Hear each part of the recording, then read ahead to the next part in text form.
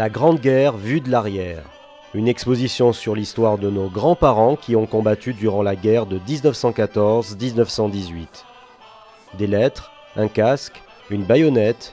Ces vestiges du passé marquent le 100e anniversaire qui aura fait plus d'1,5 million de victimes. C'était important de se remémorer l'histoire locale qui n'est pas forcément très connue, même des Cannois. Il faut savoir que Cannes a été un centre important pour l'accueil de réfugiés pendant la guerre et puis l'accueil de blessés pendant la guerre dans les hôpitaux militaires qui ont été mis en place dès le début, dès le mois d'août 1914. Cannes a fait partie de cette triste période où beaucoup sont partis au combat pour ne plus jamais revenir.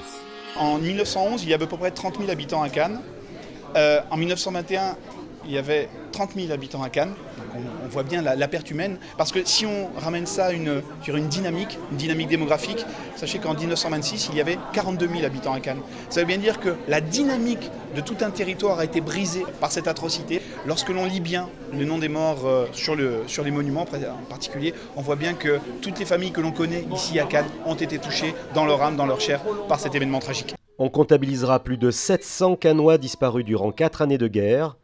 Cette exposition à l'espace Calmette leur rend hommage par des documents d'archives accompagnés d'une exposition virtuelle sur le site internet cannes.com. Un devoir de mémoire pour Cannes, pour que le temps ne tombe jamais dans l'oubli.